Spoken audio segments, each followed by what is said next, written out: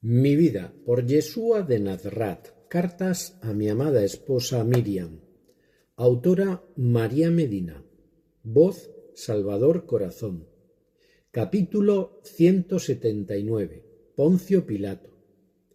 Mucho ha hablado la historia sobre esta figura fundamental en mi misión divina sobre la tierra. Tuvo que suceder exactamente como sucedió, porque esa fue la voluntad del Padre. Pilato tenía amigos y conocidos entre algunos hombres de mi familia, personas con las que mantenía relación por motivos políticos o comerciales fundamentalmente, no sólo con mi tío Yosef de Ramatayín, sino también con Nicodemo, pariente lejano de mi madre. El prefecto mantenía también una más cercana relación con el marido de mi benefactora Johanna, la que fue pilar fundamental de mi tarea, porque este hombre era el encargado, como ministro de Herodes, de mantener informado al gobernador de todos los asuntos relacionados con nuestro pueblo. Durante los primeros días del desarrollo de mi labor, cuando estábamos empezando, para Roma yo había sido solamente un rabino sin importancia, enseñando algo parecido a lo que muchos otros ya habían hecho y estaban haciendo en los mismos días, siempre escuchados por algunas personas y siempre seguidos por un grupo más o menos numeroso de discípulos, como era mi caso, por lo que al gobernador no le pareció que yo supusiera un peligro digno de tener en cuenta y me dejó seguir enseñando sin conceder al hecho mayor importancia. Pilato conocía sobradamente mis andanzas por todo Israel, porque habíamos sido vigilados casi desde el comienzo de mi trabajo, al principio como una rutina que los soldados llevaban a cabo normalmente en los pueblos, vigilancia que aumentó desde el momento en el que se produjo la expansión de todo aquel nuevo conocimiento, debido a la repercusión que en el pueblo estaban ocasionando mis palabras, sobre todo porque se estaban produciendo muchas curaciones espontáneas y otros prodigios y sucesos extraordinarios que hicieron que aumentara y se multiplicara el número de mis seguidores en muchas más personas. Y aquel movimiento que desencadenó mi trabajo y las obras que el pueblo estaba viendo ya era mucho más preocupante, porque todo ello estaba aumentando cada vez más la fama del rabí de la Galilea. Y es cierto que Pilato estaba de acuerdo en algunos puntos de lo que yo enseñaba, porque, aunque romano de origen y de convicciones, no dejaba de ser un hombre instruido y muy culto, acostumbrado a convivir con otras razas y otras ideas, no sólo la nuestra, y observaba los conceptos y las actitudes y la manera en la que actuaba nuestro pueblo con mente muy crítica. Era un juez en el más amplio sentido de la palabra. Su lema de gobierno era dejar hacer mientras no se alterase el orden de la región bajo su mandato. Era un hombre callado, muy reservado y prudente. Yo fui llamado a su presencia para mantener conmigo alguna entrevista antes de la hora definitiva.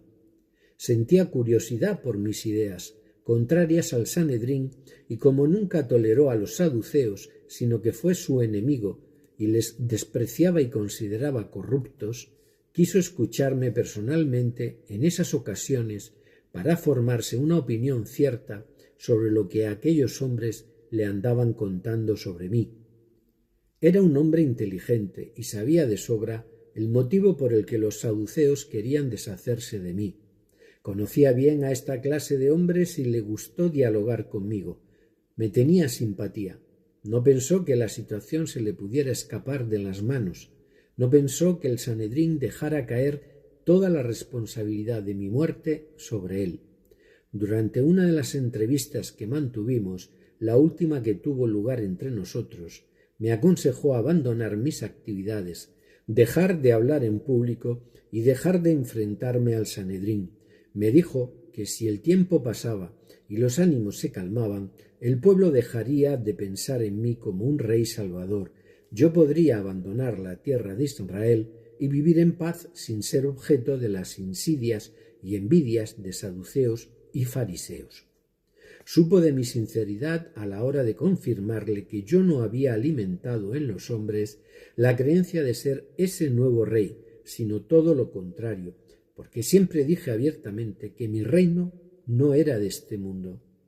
Me vio decidido a continuar con mi tarea, a no doblegarme, a seguir hablando en el nombre del Padre, a seguir cumpliendo aquello para lo que yo había sido enviado, y no insistió más, aunque sabía perfectamente que la situación no podía desembocar en nada bueno para mí.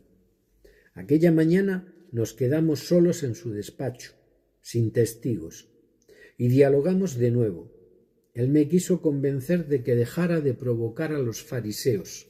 Me repitió que estaba de acuerdo conmigo en muchas de las cosas que enseñaba y que sabía a ciencia cierta que no estaba cometiendo ningún delito contra Roma. Sabía que yo solamente predicaba el amor entre los hombres y el amor a nuestro Dios hebreo, aunque también me advirtió de que lo que yo estaba haciendo podría provocar un levantamiento entre el pueblo, y que eso él no podía permitirlo. Me ofreció la posibilidad en el último momento de retractarme, de abandonarlo todo. Intentó salvarme de una muerte segura, porque al abandonar la tierra de Israel, él estaba seguro de que el pueblo se iba a olvidar de mí rápidamente. Pero me vio decidido a continuar con mi tarea, a no doblegarme como hijo de Dios y Masías. No volvió a llamarme para entrevistarnos y no volvimos a vernos hasta el día en el que, cercana ya la consumación de mi sacrificio, fui llevado ante él para tener un careo, que no un juicio, porque él no tenía contra mí acusación alguna. No quería condenarme y prefería dejar el asunto en manos del Sanedrín, sin intervenir en los asuntos que consideraba que concernían solamente a nuestro pueblo. El día en el que fui llevado ante él mantuvimos de nuevo una conversación. Me sostuve firme en mi decisión. Me costó convencerle de que yo iba a seguir adelante sin retractarme de ninguna de mis afirmaciones, y aunque a la fuerza y en contra de sí mismo, tiró la toalla, se lavó las manos ante mí y me dijo: «Que sea como tú quieres. Yo ya no tengo nada que hacer contigo. No puedo enfrentarme a tu voluntad ni a la de tu padre». Y entonces mandó llamar a los miembros del Sanedrín para decirles que él no había encontrado ninguna culpa en mí y que me entregaba a ellos a su responsabilidad y a la mía. Es cierto lo que os han contado sobre su esposa. Es cierto que ella había ido a escucharme en varias ocasiones y entendió mis palabras y era una seguidora convencida, aunque oculta, de una filosofía de amor porque, aun no siendo judía, supo que la verdad estaba en mí y su alma comenzó desde aquellos días a experimentar un cambio.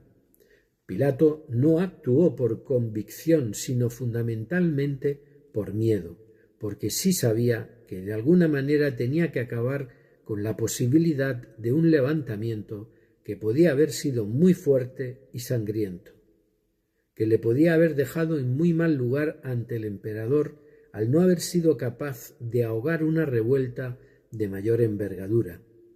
Y las amenazas de los saduceos y fariseos fueron muy claras: hacer llegar al César la mala gestión de su procurador, acusarle de no pensar en los intereses de Roma, acusarle de debilidad a la hora de gobernar. Y todo aquello le podría haber costado el puesto. Es cierto que fue cobarde y prefirió ceder ante las exigencias del Sanedrín, aun a sabiendas de que su actuación y sus decisiones fueron totalmente injustas. Sabía que estaba condenando a muerte a un hombre inocente, pero también es cierto que había de ser así para que se cumpliera la voluntad de Dios. No pudo ser de otra manera. Con todo mi amor, Yeshua.